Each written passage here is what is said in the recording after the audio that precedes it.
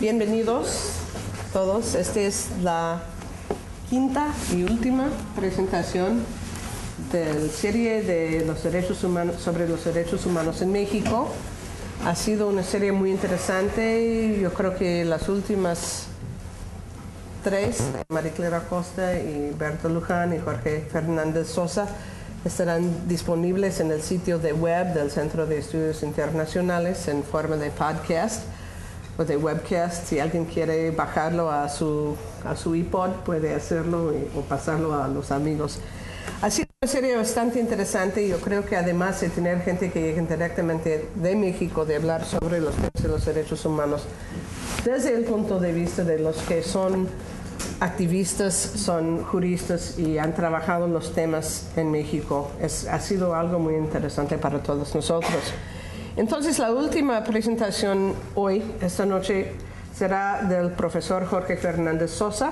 Jorge Fernández Sosa ha sido profesor y jefe del Departamento de Derecho y director de la División de las Ciencias Sociales, es decir, como Dean of the Social Sciences Division, aquí en la Universidad de Chicago, de la Universidad Autónoma Metropolitana, Campus Azcapotzalco, en la Ciudad de México. Y ha trabajado, y su especialización como de investigaciones y sus cursos siempre han sido el derecho internacional con énfasis en los derechos humanos, los derechos laborales y los derechos del pueblo indígena.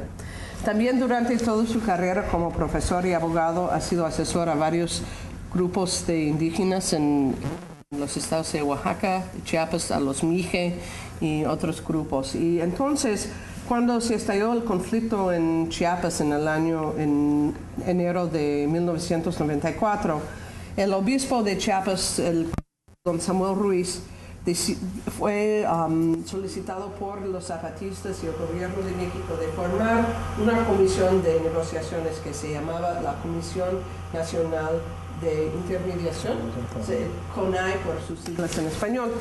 Y la CONAI durante 3 años mantenía un diálogo, a veces difícil, a veces productivo, entre los zapatistas y el gobierno de México. Y por su experiencia trabajando en cuestiones de los derechos de los pueblos indígenas a nivel nacional, tanto a nivel internacional, don Samuel Ruiz habló al profesor Fernández de ser uno de los 2 asesores jurídicos a la comisión en cuestiones de las negociaciones que resultaron en los acuerdos de San Andrés. Después de 3 años de haber sido al mismo tiempo profesor de Derecho y viajando mucho entre el DF y México, aceptó el nombramiento por el primer jefe de gobierno de la Ciudad de México elegido, el ingeniero Cuauhtémoc Cárdenas, que ustedes conocieron hace unas semanas en su visita a la Universidad de Chicago, y Jorge fue nombrado delegado de la delegación Miguel Hidalgo. La gran Ciudad de México está dividido en 16 distritos y cada distrito tiene un oficial que es como el ejecutivo en ese distrito. Esto implica que eres más que el alderman, más que el miembro de un consejo de la ciudad, no es la representación ejecutiva, que ahora son puestos elegidos, pero en 97 todavía eran nombrados por el jefe de gobierno. Entonces Jorge en enero de 98 tomó cargo de un gran distrito de la Ciudad de México que incluye el Parque Chapultepec, el área del barrio de Polanco y los alrededores. Y era jefe tenía como unos 4,000 empleados. Algo así, un poco más, una gran administración de todos los servicios públicos, y que habían ciertas personas que vivían en la zona que si cayó una hoja de un árbol, hablaron directamente al delegado.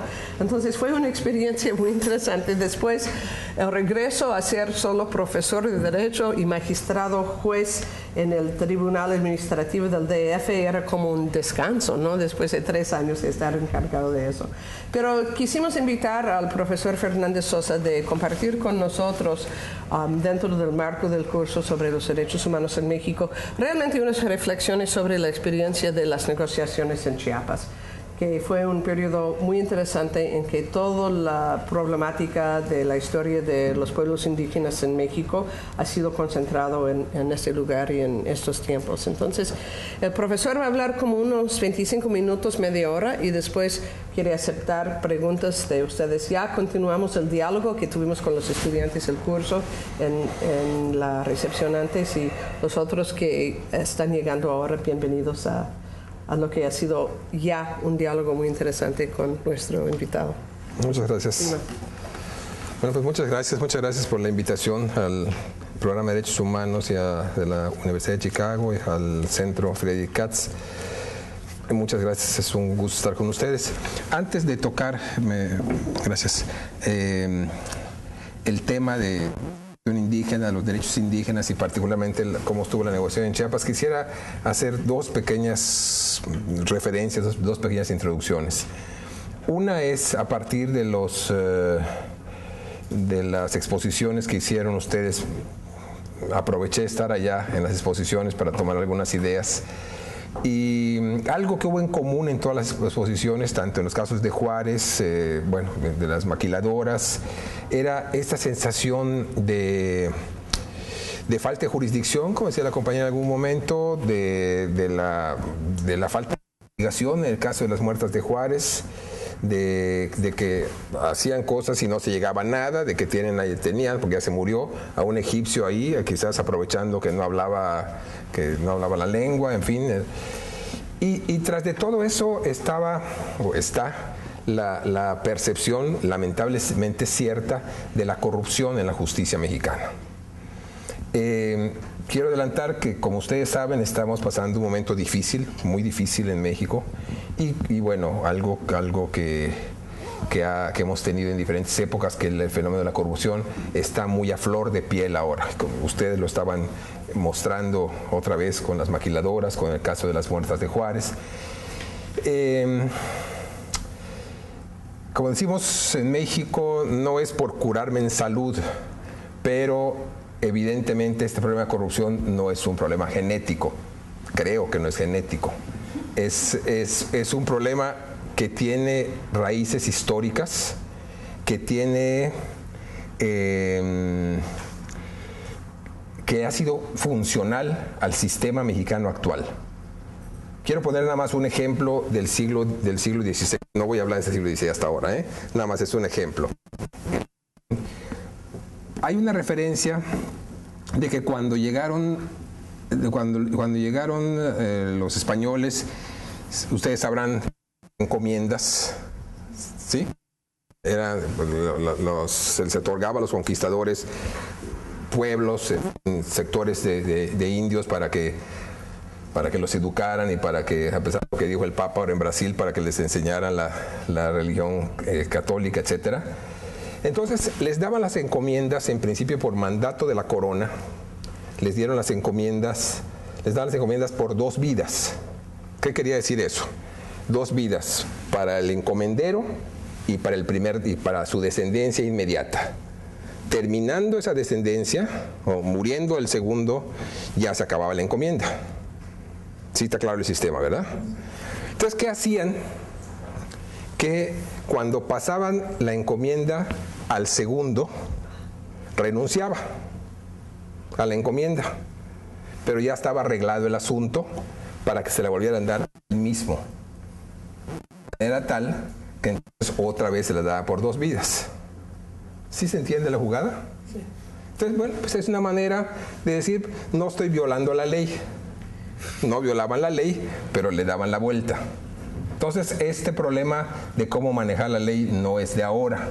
Es un problema que viene cuando menos desde la colonia y que, claro, originado entre la obediencia que se debía a la corona en España, o aquella famosa frase que se generó en el virreinato de que había que cumplir pero no obedecer.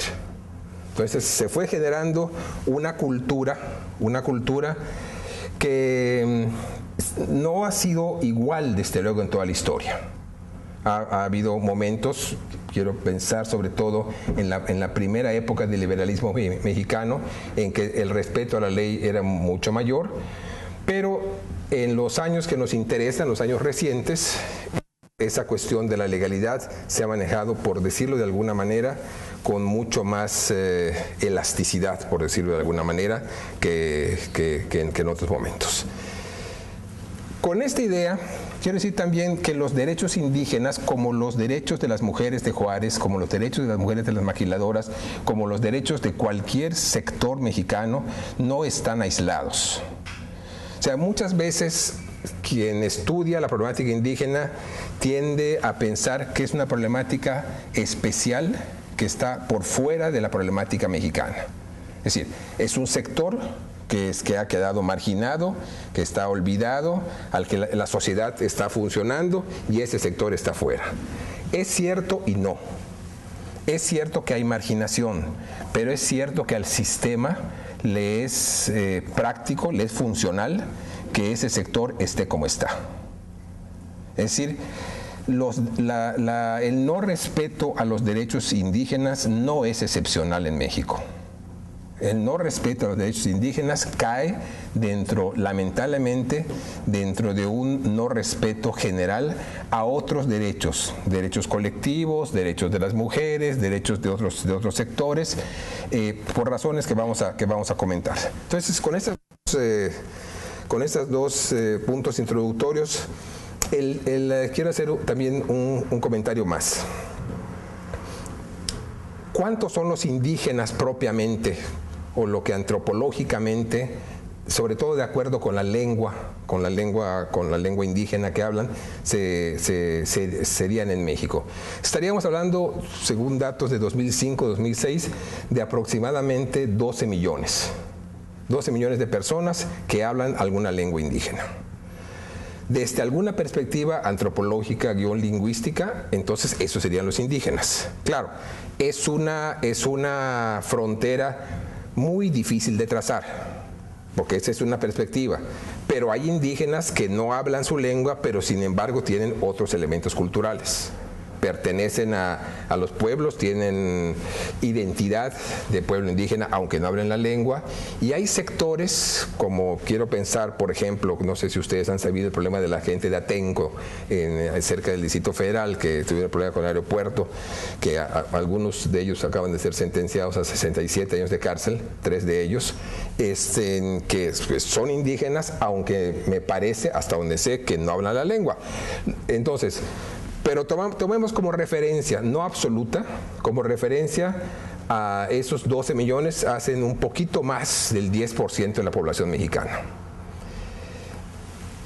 Estaríamos hablando de 12 millones, de hablantes de lenguas indígenas, de 62 lenguas, muy diferentes numéricamente entre sí. Por ejemplo, la lengua más hablada es el náhuatl, aproximadamente 2,5 millones de hablantes. Creo que la siguiente es la lengua maya, que se habla en la península de Yucatán, con algo así como 1,5 millones de hablantes. Pero hay lenguas como la ixil, que es una lengua mayense también, que se hablan nada más en una parte de Campeche, que tienen nada más 220 hablantes. Si hablamos de Chiapas, podemos pensar los tzotziles y celtales, cada uno, que son lenguas similares, mayenses también, alrededor de 400,000, mientras que los tojolabales, en México, los tojolabales son un pueblo indígena que vive en parte en México y en parte en Guatemala. Los tojolabales son en México aproximadamente 50,000 hablantes. Entonces, si nos vamos acercando a Chiapas, quienes participaron quienes participan de alguna manera en la rebelión, habría sido sobre todo celtales, tzotziles, tojolabales, mames, choles, que viven en Tabasco, Chiapas, un poquito en Campeche, con esos números de hablantes más o menos. No quiere decir que sean los únicos. Hay otros sectores indígenas que no están reconocidos por la lengua, o sea que no hablan la lengua, pero que son indígenas, no sé si el término sea correcto, étnicamente, culturalmente, pero que engrosarían también entonces, por así decirlo, los números de los pueblos indígenas.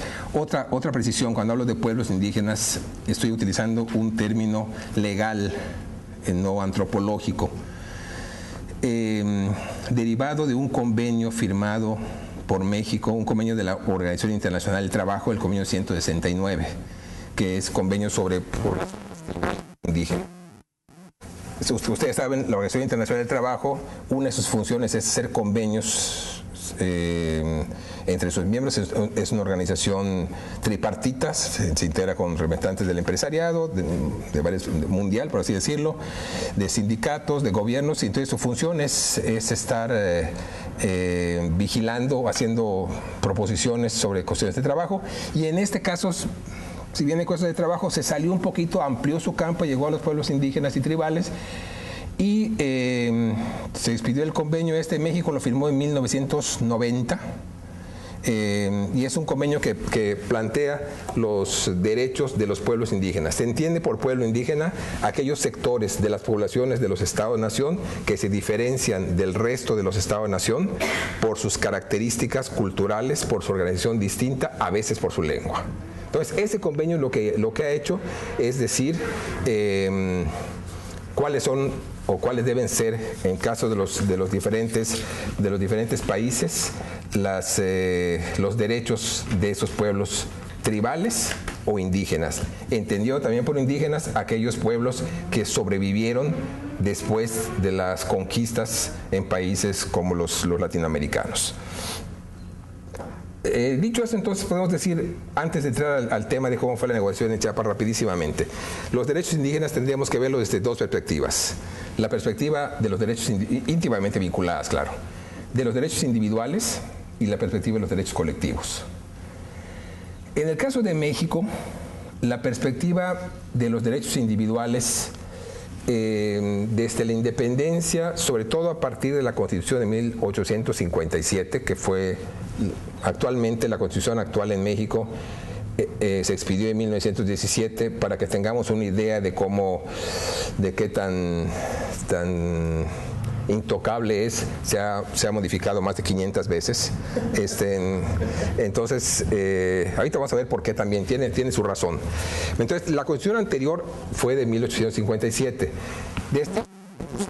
Bueno, ya desde el pensamiento liberal, esa Constitución es una Constitución del pensamiento liberal, se tuvo la idea de que todos los mexicanos eran porque yo no había nacido, sino diría éramos, pero eran cuando eso, y bueno, y somos, la idea de que todos los mexicanos eran iguales. Esa falacia, como el pensamiento liberal tiene muchas cosas positivas, pero allá había una especie de falacia: todos somos iguales, y particularmente todos somos iguales ante la ley. Entonces, esa fue una idea de la Constitución del 57, y nunca se hizo una diferenciación de las poblaciones indígenas. Cuando se hizo la Constitución de 1917, la idea fue la misma. Hay un capítulo, como seguramente varios de ustedes saben, en la Constitución del 17 que se llama las garantías individuales, que podemos decir que son prácticamente los derechos humanos individuales.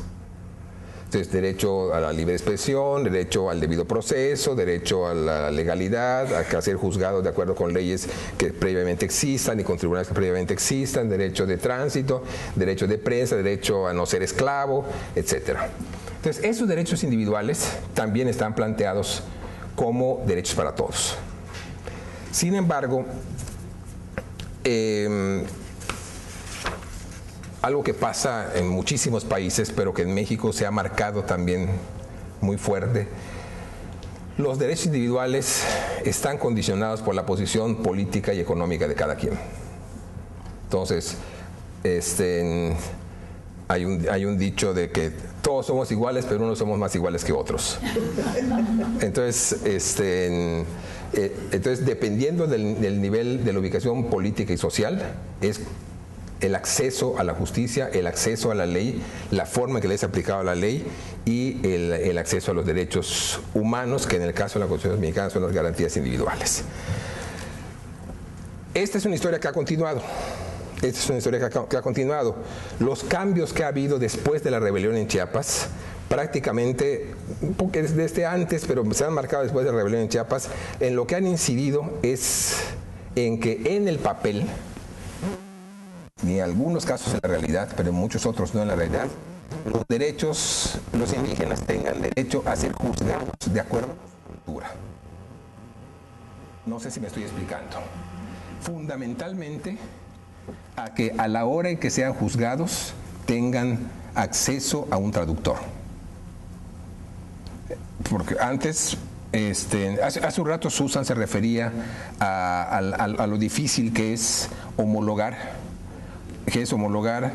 las situaciones jurídicas de la tradición anglosajona con las tradiciones y con los términos jurídicos de la tradición romana, pues.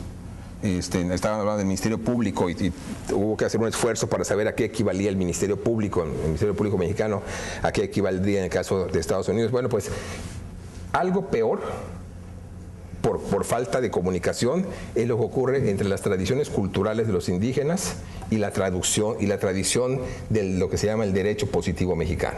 Bueno, mexicano y puede ser extensivo a cualquier país latinoamericano. Adelanto un dato.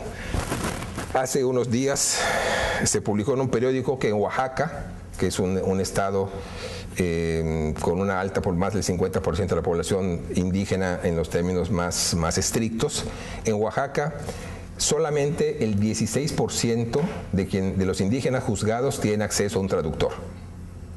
Después de la reforma, estamos hablando de una noticia de hace una semana, solamente el 16%. Pero de ese 16%, esto es un trabajo de la ONU, de un relator de la ONU, el 79% dijo que no había entendido, ya traduciendo, no había entendido lo que el Ministerio Público, que es una especie de fiscal, le había dicho. Ya en la traducción. ¿Qué porcentaje? 79%. Y el 75% dijo que no había entendido los razonamientos del juez. Supongamos que algunos hayan dicho eso para decir, pues, yo no sé. Supongamos, bájenle ustedes una tercera parte. Con el 50% que no lo haya entendido, me parece que es gravísimo. Pero insisto, estamos hablando de personas que ya han sido sometidas, por así decirlo, a la traducción. O sea, un zapoteco, un mije, tienen un intérprete que les dice lo que está diciendo el Ministerio Público o lo que está diciendo el juez, y a pesar de esa traducción, únicamente están agarrando el sentido del 30 y pico % en cada caso. Entonces quiere decir que el problema va todavía más allá de la simple traducción lingüísticamente hablando, o de las palabras, porque ni siquiera la lingüista llega, de las palabras, sino que hay un contexto cultural diferente entre la población indígena y el resto, y lo que se entiende como la justicia o el derecho mexicano. Bueno, eso en cuanto a los derechos individuales. En cuanto a los derechos colectivos, en la época virreinal hubo situaciones en las que se consideraban repúblicas de indios, pueblos que tenían cierto grado de autonomía. Cuando a partir de la independencia y sobre todo a partir del liberalismo, otra vez se vivió la ficción jurídica de que todos éramos iguales y ya no se habló de pueblos de indios. Insisto, estoy hablando en términos de pueblos como figura jurídica. Pueblos que se diferencian por costumbres, etnicidad, a veces lenguaje del resto de la población. Y hubo algo peor, porque entiendo que algunos de ustedes han trabajado en la época de Juárez. Hubo algo muy importante que afectó a los pueblos indígenas a partir de la Constitución del 57, que fueron las leyes de la llamada desamortización. Desamortización, que significa sacar de manos muertas. Generalmente en la historia oficial se conoce eso como la desamortización de los bienes de la iglesia. Fue cuando el gobierno juarista, el gobierno liberal, primero Lerdo y luego Juárez, expropiaron o primero pidieron a la iglesia que vendiera sus bienes y cuando los vendieron los nacionalizaron y los pusieron en el mercado. Pero esa desamortización no fue solamente de los bienes de las corporaciones eclesiásticas, pero también civiles. Y las civiles eran las indígenas. Es decir, sacaron del régimen, o fueron sacando del régimen de propiedad comunal indígena esas tierras para privatizarlas. Entonces hubo entre el periodo de los años de Juárez, un poco después sobre todo, pero sobre todo marcadamente en el periodo de Porfirio Díaz, los 30 años de gobierno de Porfirio Díaz, una acción muy grande del gobierno mexicano para sacar del régimen que consideraban de manos muertas, es decir, del régimen de propiedad comunal indígena, las tierras y privatizarlas. Había varios mecanismos, no sé si tenga caso entrar a eso, pero había varios mecanismos. Cuando se vino la revolución de 1910, se estableció la Constitución de 1917, entonces se empezó a revertir eso. Se creó una figura que eran los bienes comunales y un procedimiento para devolverle la tierra a las comunidades. Y otro procedimiento para crear ejidos, es decir, para darle la tierra a los campesinos, no solamente indígenas, que no tuvieran la tierra. Ahora, en todo eso estamos hablando de regímenes de propiedad colectivos. O sea, el propietario era el pueblo, en otro sentido, el pueblo como un núcleo de población. ¿Sí me estoy explicando? El pueblo, ya no en la idea del pueblo indígena, sino el pueblo como población, comunidad administrativa.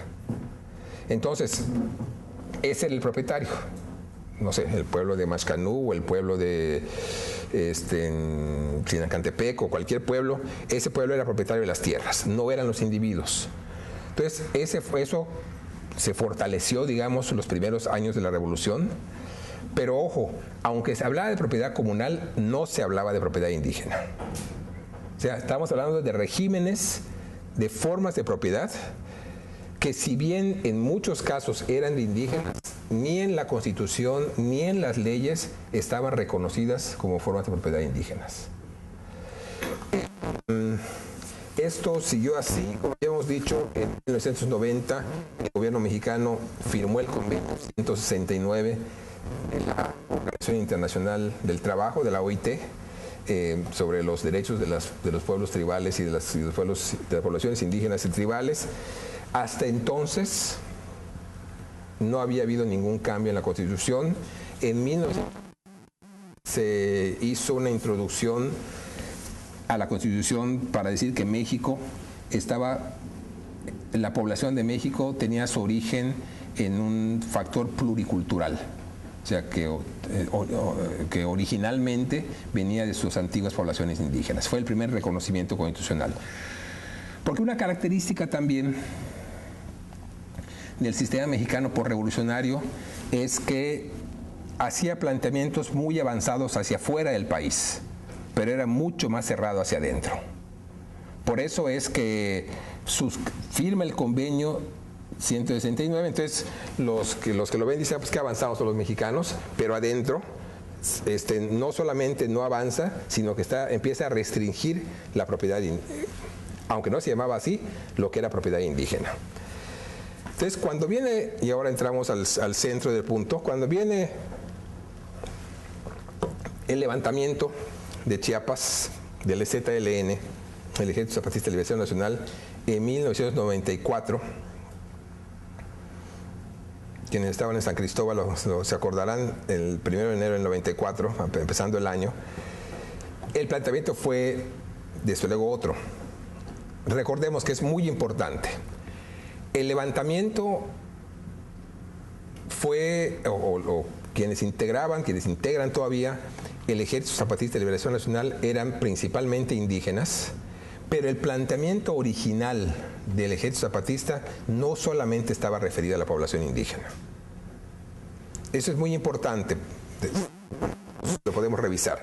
Desde luego, algo central era lo indígena, pero estaba cuestionando toda la estructura político, administrativa, económica del Estado mexicano, no solamente la cuestión indígena.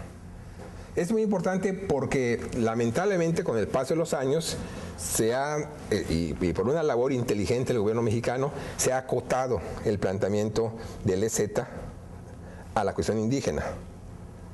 No porque no sea importante, es fundamental, sino porque le han ido comiendo, por así decirlo, le han ido carcomiendo el resto de sus planteamientos sobre la estructura política del Estado mexicano. Bueno, vino el levantamiento, empezaron las pláticas en febrero. Esto es muy importante que al levantamiento hubo una respuesta militar, hubo bombardeos, hubo avances del ejército,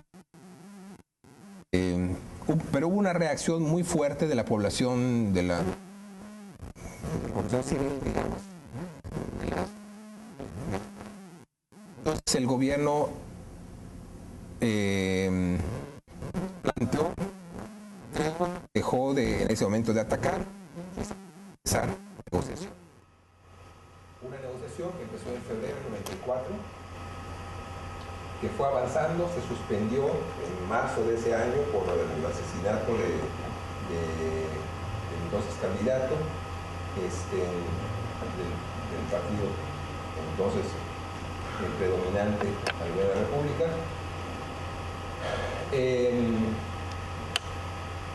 Las negociaciones quedaron estancadas en algo así como febrero del 95.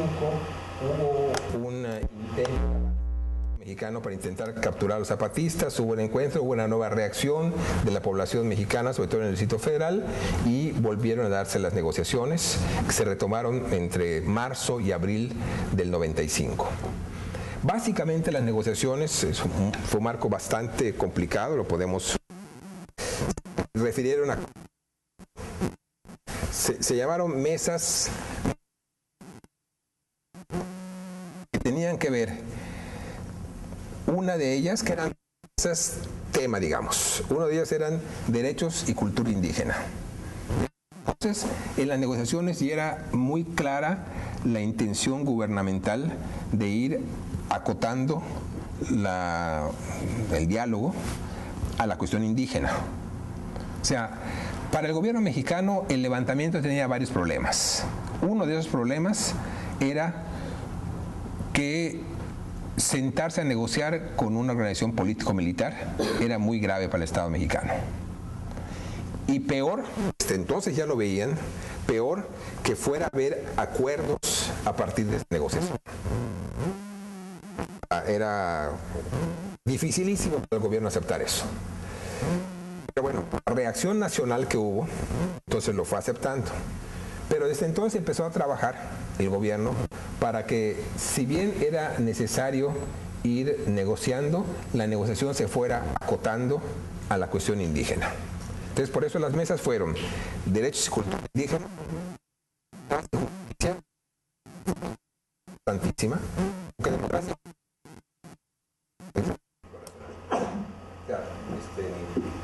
Cómo estaba configurada la organización política, cómo estaban los juzgados, todo lo que usted se puede imaginar de organización política administrativa hubiera cabido en esa segunda mesa. La tercera mesa era bienestar y desarrollo, que tenía que ver más bien con políticas sociales, pero más en sentido gubernamental, de apoyar el desarrollo para los sectores en peores condiciones. Y la última mesa era derechos de la mujer en Chiapas. O sea, como si las estuvieran.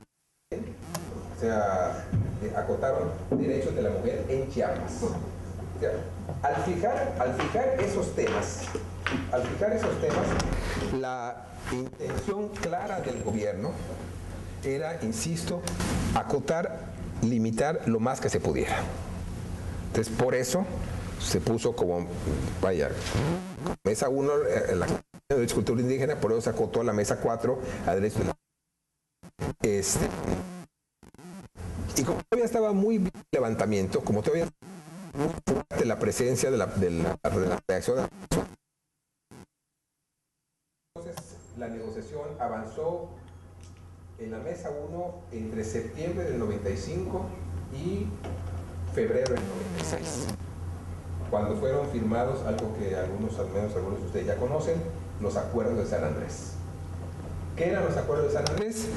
Era el reconocimiento a la diversidad de la población indígena mexicana, el derecho de los indígenas a unas ciertas formas de autonomía respecto a sus formas internas de gobierno, respecto a derechos al uso de la lengua, las diferentes lenguajes que usan los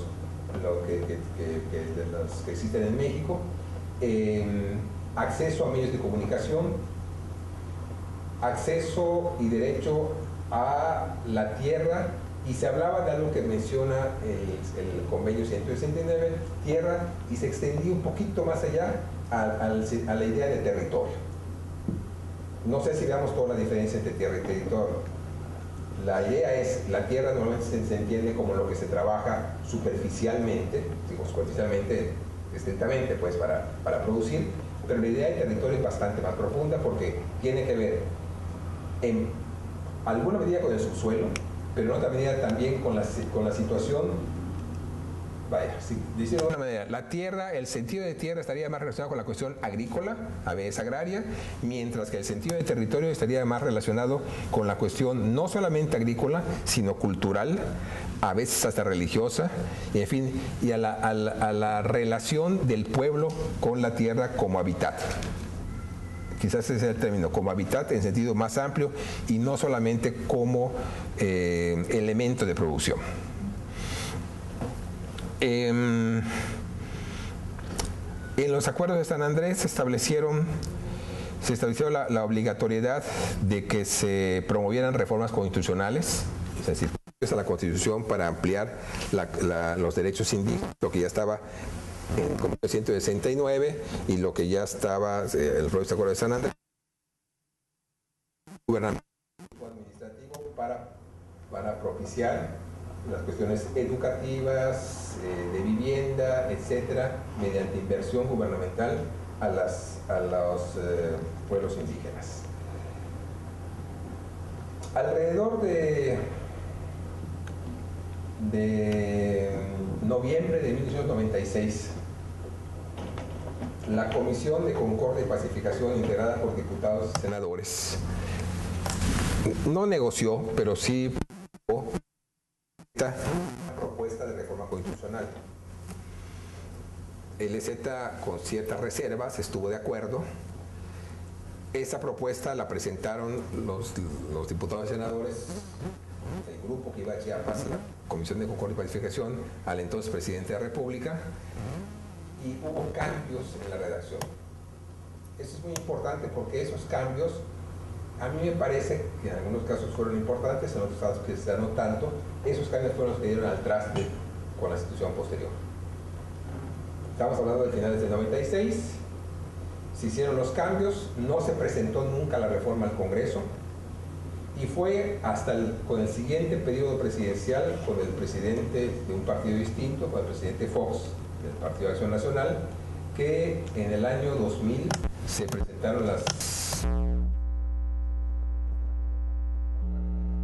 los cambios que había hecho Zedillo, el presidente anterior, pero se volvieron a hacer los cambios en el Congreso, tanto en la Cámara de Diputados como en la de Senadores, sobre todo en la de Senadores, cambios que no aceptó el ZLN, y al no aceptarlos, entonces prácticamente el proceso de diálogo entre el gobierno y el ejército zapatista ahí terminó. Estamos hablando del año 2001 más o menos. ¿Cuáles fueron los 3 puntos en los que el EZ no estuvo de acuerdo? Uno, que se refería a una cuestión aparentemente técnica, pero que es muy importante, que el texto que se aprobó en el Congreso se refería a que los pueblos indígenas o las comunidades indígenas tendrían el carácter de entidades de interés público y no de derecho público. ¿Cuál es la diferencia entre una y otra? Si se hubieran puesto como entidades de derecho público, se hubieran considerado como parte del Estado, es decir, de la estructura político-administrativa del Estado. Al ser consideradas como entidades de interés público, se les ubicó afuera de esa estructura. Serían del interés del Estado, pero no serían parte del Estado.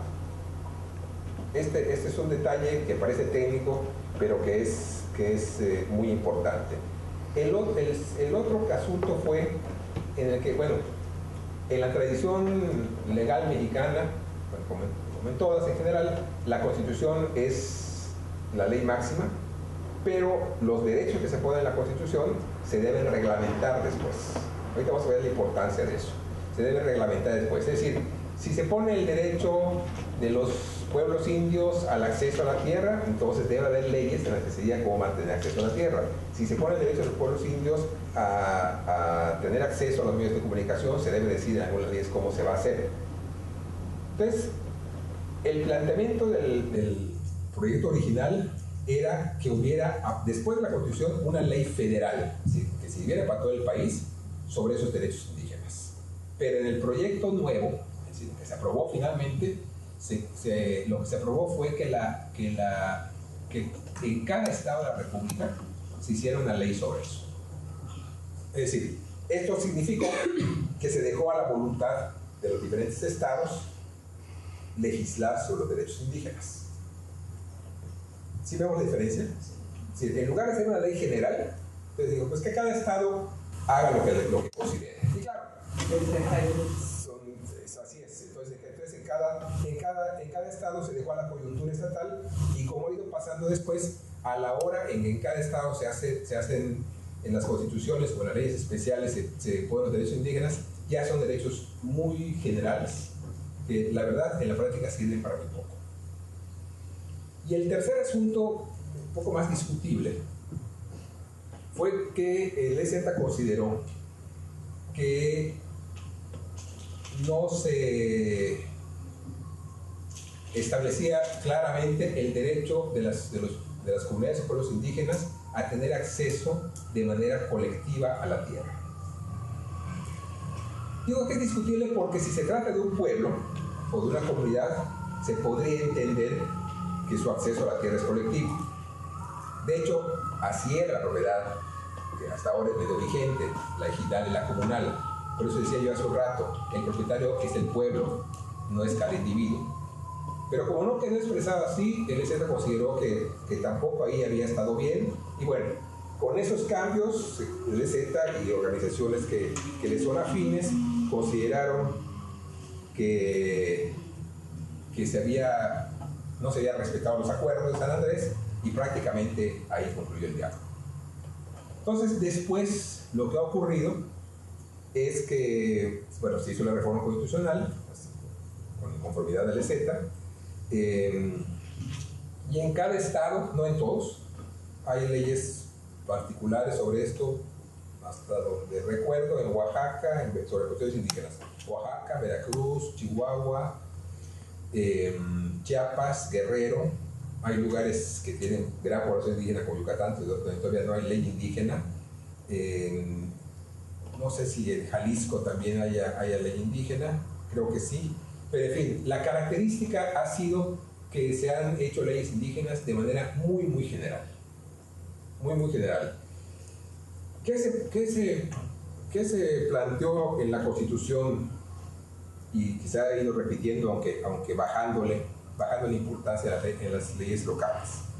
Que los pueblos indígenas, las comunidades, tengan derecho a elegir, de acuerdo con sus procedimientos, a sus autoridades internas, que tengan derecho a conservar su hábitat y la integridad de sus tierras, que tengan derecho a acceder al uso y disfrute de los recursos naturales, que tengan derecho a elegir a sus representantes a los ayuntamientos. El problema de todo esto es que todo queda sujeto a la estructura anterior, es decir, a la estructura del derecho mexicano normal. Por ejemplo, pues sí pueden elegir a un representante al ayuntamiento, pero finalmente quien controla el ayuntamiento es quien viene de los partidos tradicionales y de las organizaciones tradicionales, y eso es letra muerta. Entonces, ¿tienen derecho a la tierra? Pues sí, pero solamente que las formas de propiedad de la tierra, no hay una propiedad indígena.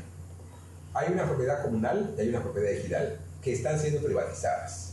Entonces, pues la Constitución dice que tienen derecho a conservar el uso de la tierra, pero la propia Constitución es contradictoria porque da la posibilidad de que se privatice, se individualice la tierra y la vayan perdiendo. Dice que pueden acceder a la jurisdicción del Estado, que decías hace un rato que no pasa con las mujeres de allá, de Juárez. Pueden acceder a la jurisdicción del Estado, que debe tener intérpretes. Sí, ciertamente esto es en lo que se ha avanzado un poco más, pero con limitaciones tan fuertes como las que yo mencionaba hace un rato de Oaxaca. Pues hay el 16% de Oaxaca de los indígenas procesados no han tenido derecho a intérprete después de la reforma. En Yucatán hay un caso de una persona, pero es un caso ejemplar ahorita, de una persona que por una disputa de tierras en defensa propia de su familia mató a otra persona y nunca tuvo derecho a intérprete. O sea, se le siguió el proceso en una lengua que medio entendía. Él habla maya, un señor que se llama Ricardo Ucán, él habla maya, pero nunca tuvo posibilidad de un traductor. Y pasó por todas las instancias, un primer juez, un tribunal, luego otro tribunal federal, y en los tres momentos no tuvo oportunidad de eso. En fin, este es el resultado del proceso, dicho a muy grandes rasgos, a muy grandes pasos.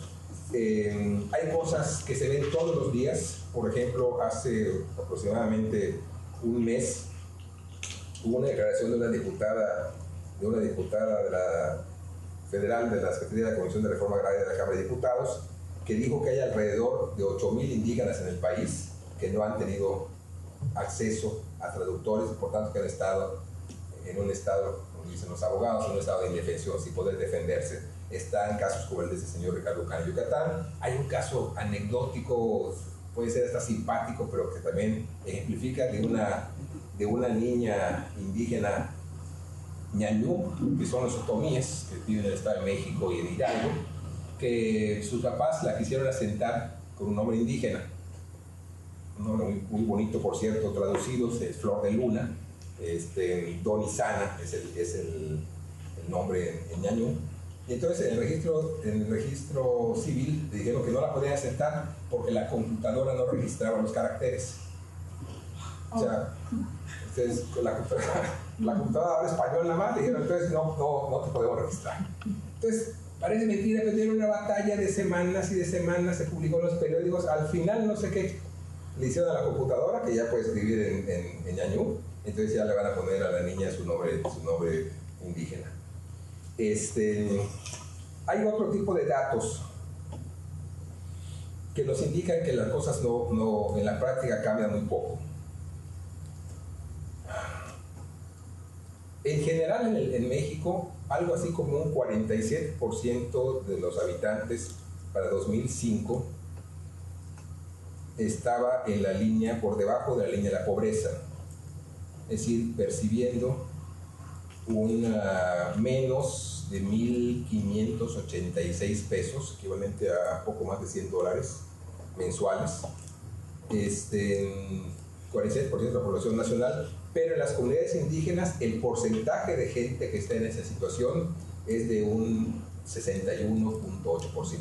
O sea, es mucho más marcada la pobreza, la indefensión de las comunidades indígenas que en el resto del país, que ya de por sí está en bastante malas condiciones. En materia colectiva, entonces, ¿qué es lo que ha pasado con estas reformas que la verdad ha sido poco eficientes? En materia colectiva, lo que ha sucedido es que en algunas regiones, desde luego en Chiapas, no sé si ustedes conocen el fenómeno de los caracoles y de las juntas de buen gobierno, hay organizaciones autónomas que se han dado más que por el mandato legal, por lo que dice la Constitución, se han dado por la acción directa, con muchas dificultades. Bueno, en Chiapas siempre hay problemas de presencia del ejército, de presión de toda índole, y hay algunos brotes, por así decirlo, de autonomía en estados como Michoacán, con los purépechas, con algunos grupos, algunos sectores en Amuzgos en el estado de Guerrero, con algunas comunidades en el estado de México, con algunas comunidades zapotecas o mijes en Oaxaca, pero son movimientos, no digamos aislados, porque afortunadamente hay comunicación, pero que aislados en el sentido de que no están generalizados. Entonces, por decirlo de alguna manera, la autonomía legal ha funcionado muy limitadamente y la autonomía en los hechos ha funcionado ahí donde ha habido fuerza política, organización, para hacerlo en una situación muy difícil, sujeta a muchas presiones de toda índole. Bueno, nada más para terminar y para dar lugar a los comentarios que ustedes consideren que se puedan hacer. No olvidemos que esta situación de los derechos humanos indígenas no es una situación aislada en relación con los derechos humanos en general. En México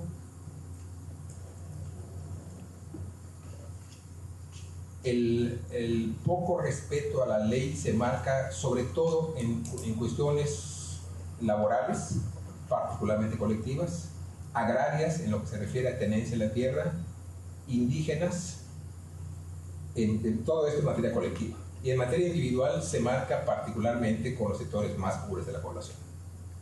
O sea, luego no es lo mismo que un ciudadano mexicano de clase media, ya no digamos de clase alta económicamente hablando.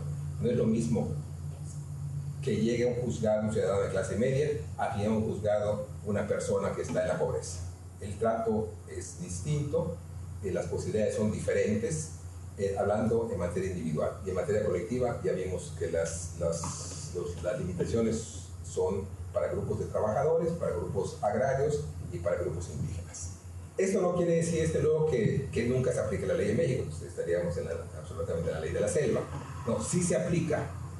En muchas ocasiones se aplica con bastante respeto a la idea de la legalidad, pero los límites de esa legalidad son precisamente las condiciones políticas y económicas, tanto en materia individual como en materia colectiva de lo que estábamos comentando. Si les parece, me detengo aquí. Habría otros comentarios que hacer sobre el papel general. Bueno, un comentario más nada más. ¿Por qué ocurre esto? Yo diría, hay un planteamiento general.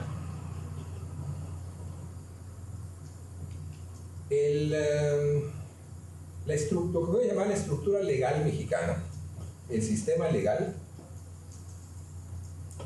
no le es funcional a lo que está pasando en la realidad política y económica.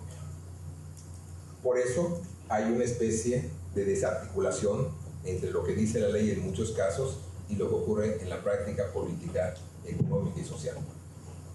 Porque lo que está ocurriendo no tiene que ver en muchísimos casos con lo que dice la legalidad, con lo que dice el texto legal. Por un lado, y por otro lado, muchas veces las disposiciones legales sirven para ocultar la realidad. Cuando se plantea la reforma indígena en materia constitucional, se plantea para quien lo quiso creer como el gran avance, como el gran logro, y lo que está pasando es que se oculta o se le da la vuelta a la realidad. Ahora sí, si quieren lo dejamos aquí y abrimos, si les parece, una ronda de comentarios. Muchas gracias.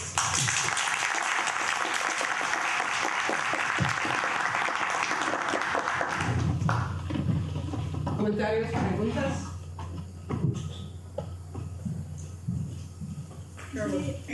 De los que hablan lenguas indígenas, ¿cuántos también entienden el español?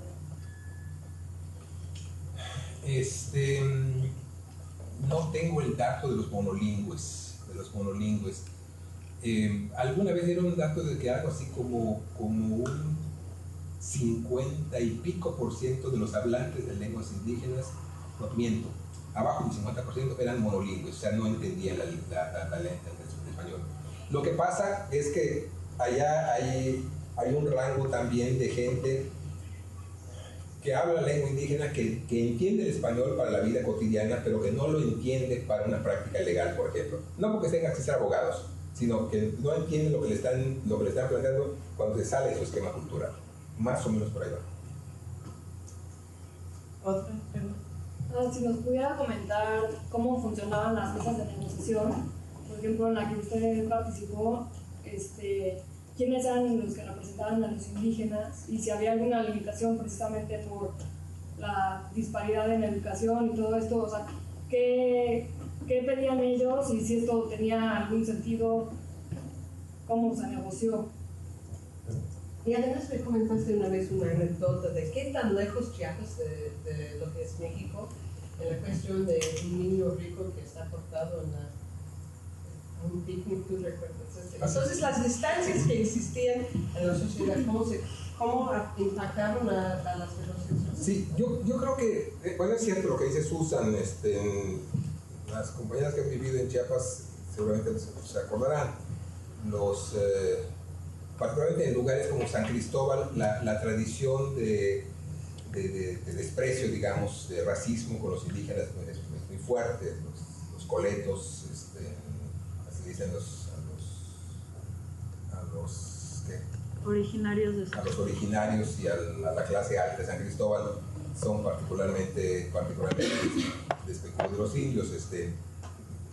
Nunca lo vi, pero me decían que hasta los años 50, quizás hasta los 60, todavía había la costumbre que si venían caminando un indígena y un coleto, se tenía que bajar de la acera el indígena para pasar coleto, y había todavía casos en los que los indígenas cargaban a los coletos como tamemes, pues tenían agua para eso.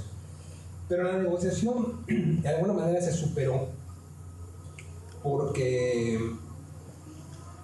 hubo un primer momento en el que estuvieron negociando nada más representantes del EZ con el gobierno para hacer el marco general de negociación. Estaríamos hablando de abril de 95 a septiembre de 95, para hacer el marco general, cómo iban a funcionar las mesas, quiénes iban a ir, quiénes iban a ser los asesores, y a partir de septiembre de 95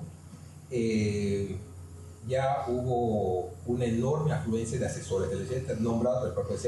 Estamos hablando de economistas, de antropólogos, de politólogos que fueron invitados, convocados por el EZ, y hubo una gran respuesta. Entonces, la mesa de Derechos y Cultura Indígena fue una mesa, es decir, se le llama una mesa, pero no fue una sola, sino que se trabajaba ya no me acuerdo cómo se llamaba, en grupos o en submesas, sobre el mismo tema, y los acuerdos de San Andrés fueron producto de ese trabajo.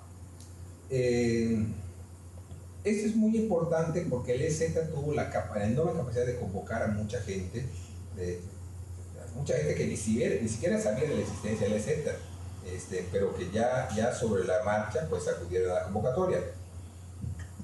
Después de noviembre del 96, que fue cuando estamos hablando de que los acuerdos se firmaron en febrero del 95, pero todavía en febrero del 96, pero todavía en marzo del 96, cuando se empezó la segunda mesa, que era una mesa inmensa, repito, porque ya no solamente hablaba de derechos y cultura indígena, sino que hablaba de democracia y justicia. Ahí prácticamente cabía todo. Ahí se podía revisar toda la estructura del Estado mexicano. Fue un montón de gente, fueron intelectuales, dirigentes sindicales.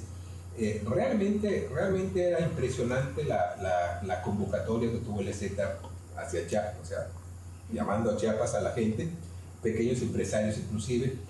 Se vio en aquel momento sobre todo porque como ya había salido bien la primera mesa, se vio en aquel momento como una posibilidad de empezar a reformar el Estado mexicano, muy desde abajo, por así decirlo. Pero entonces, claro, el gobierno mexicano también lo vio y empezó a sabotear la mesa 2. Me acuerdo que en marzo y abril hubo una ocasión en que se sentaron unos frente a otros y simplemente no hablaron. O sea, simplemente dejaron de hablar los representantes había representantes y asesores, pero los representantes, creo que el gobierno ya no llevó asesores y sus representantes dejaron de hablar. Entonces, eso fue una parte, y la otra parte fue empezar a comerse, por así decirlo, empezar más bien a torpedear, a sabotear la elaboración de la reforma constitucional. Que la reforma constitucional era muy simbólica.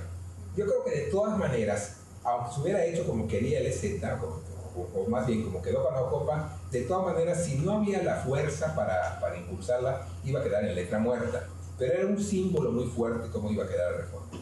Entonces, así se trabajó más o menos. En cada tema, subtemas, y cada subtema tratado entre asesores del EZ, representantes del EZ, que eran los comandantes, si recuerdo bien, asesores, representantes del gobierno, asesores del gobierno, y luego se iba juntando hasta hacer una plenaria y hasta ver cómo se llegó a los acuerdos de San Andrés. Así fue, más o menos. ¿Cómo fue la cuestión de traducción No, cosas prácticas? No hubo problema porque los comandantes que iban todos hablaban español, todos eran bilingües. Por cierto, un dato sobre eso que preguntaste tú, de la lengua. Lo estaba comentando con la compañera hace un rato. Ese porcentaje de aproximadamente un poco más del 10% de la población mexicana que habla una lengua indígena, cualquiera de las 62, Es un porcentaje bastante cercano, pero sin embargo, hay gente que habla alguna lengua indígena y cuando le hacen el censo, ¿sí entendemos todos el censo? Cuando le preguntan que están haciendo el censo, lo niegan. Porque así como se ha reivindicado el indígena en los últimos años, todavía el racismo es muy fuerte y para mucha gente confesar, entre comillas, confesar que habla una lengua indígena es confesarse indio. Entonces confesarse indio pues que es confesarse como de abajo. Entonces hay gente a la que le preguntan, ¿habla una lengua? Y dice que no la habla. Entonces debe haber algunos puntos porcentuales ahí de gente que se debe hablar un poquitito más de lo que dice la estadística de gente que habla una lengua indígena. Y no hizo falta traducción, porque todos los que iban allá, celtales, otziles, iban celtales, otziles y tojolabales. Todos hablaban español. Sin embargo, me acuerdo que hubo un detalle en una mesa muy importante. El gobierno llegó, era una mesa de mujeres, no sé si todas mujeres o fundamentalmente mujeres. El gobierno llevó mujeres tojolabales también a la mesa. Y alguien de los asesores le dijo a una de las señoras zapatistas tojolabales, le dijo, ¿por qué no les hablas en tojolabal? Háblales en tojolabal y diles que son unas chaqueteras. ¿Sí? Tenemos chaqueteras que son ¿Traidores? un poquito más fuertes que traidoras, pero que cómo le están sirviendo al gobierno cuando el gobierno estaba perjudicando a la comunidad. Entonces la señora habló en tojolabal y la gente del gobierno se super sacó de onda. Se super sacó de onda y suspendió la mesa. Dijo, así no podemos hablar porque no entendemos lo que están diciendo. Entonces el comunicado de esa noche, porque cada noche sacaban su comunicado los zapatistas, fue, ya sintieron del gobierno lo que sentimos nosotros. Ya saben lo que es que hablen en una lengua que ellos no entienden, pues así nos pasa a nosotros muchas veces cuando nos llevan a un juicio y no entendemos lo que están diciendo. Fue una situación muy interesante, aunque insisto, no hacía falta la traducción porque todos eran bilingües. Y a veces trilingües, porque había gente que hablaba español, celtal y tzotzil. Un poquito menos gente que hablaba celtal o tzotzil y tojolabal, que es un poco más diferente. Usted habló de los derechos humanos individuales por un lado y los derechos indígenas colectivos por otro lado. Y me pregunta por un movimiento como los zapatistas, ¿eso parece como un conflicto? O sea, ¿usan el discurso de los derechos humanos en sus demandas? Sí, si entendemos como derecho humano colectivo el derecho a la tierra, el derecho al uso de la lengua propia, el derecho a los medios de comunicación, si conocemos como derechos humanos colectivos, esos sí. No sé si al principio los zapatistas lo plantearon así como derechos humanos, pero sí lo plantearon como derechos de las comunidades indígenas. Y bueno, y en la elaboración posterior se ha ido afinando, si ustedes verlo así, como derechos colectivos de los pueblos indígenas. Pero sí es parte del discurso zapatista desde el principio. Ahora, perdón, desde luego que los derechos humanos no colectivos e individuales no van por rutas separadas. Cuando el derecho colectivo funciona, el derecho individual funciona mejor también. Si el derecho colectivo como comunidad funciona, entonces el derecho a la traducción tiene mayor cobertura también. En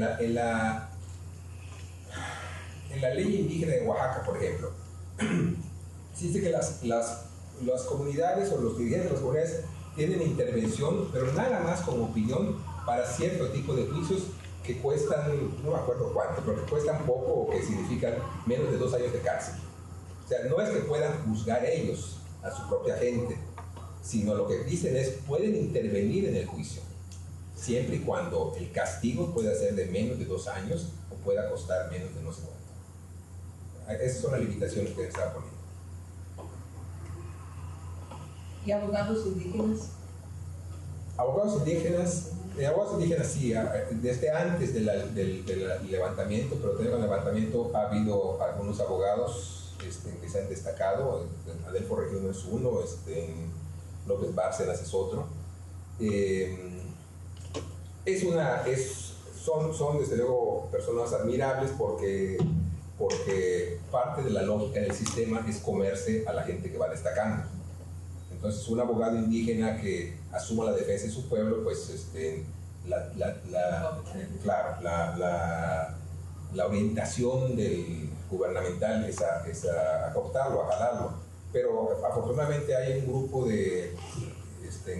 creo que va creciendo, lentamente va creciendo, de gente, no solamente abogados, sino abogados, pero también de otras especialidades que no se despega, por así decirlo, de sus pueblos.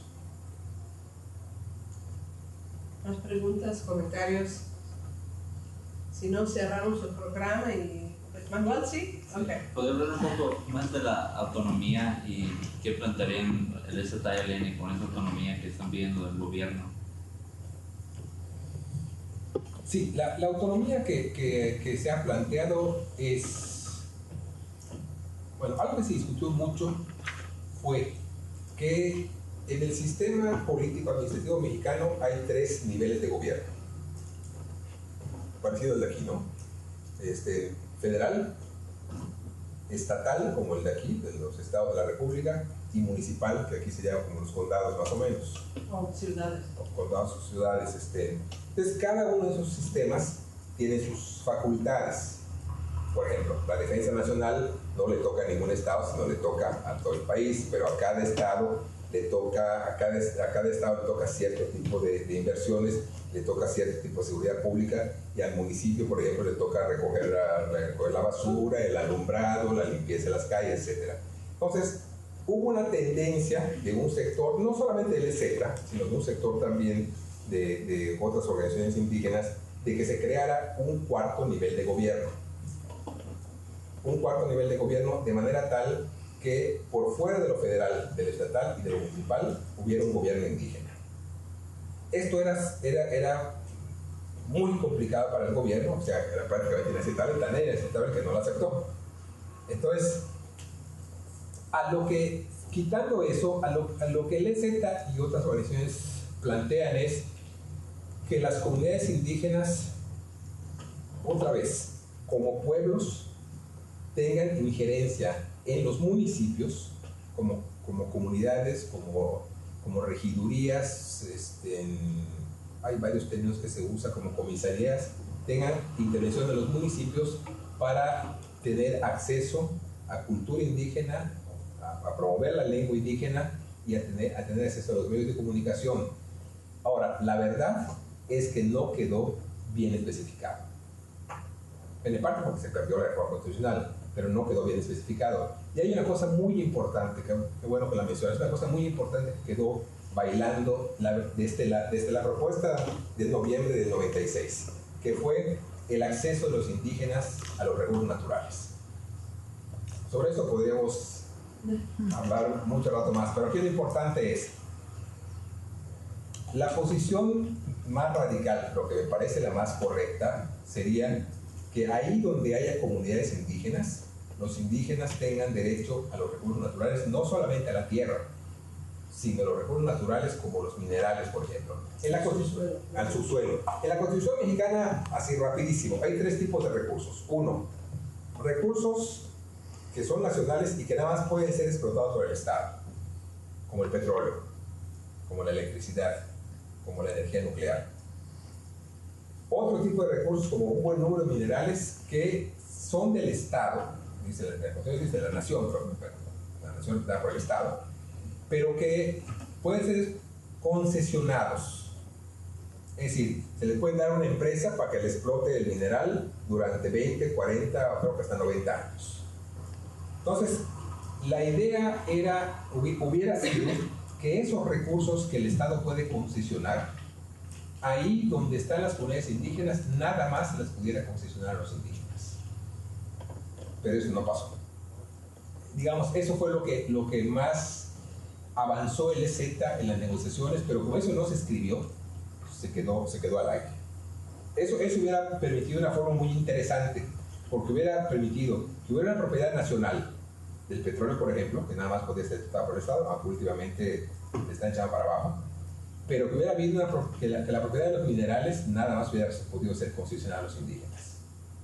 Pero eso sí quedó de lado. Entonces, por eso digo que que el EZ fue hasta ahí, pero eso no pasó.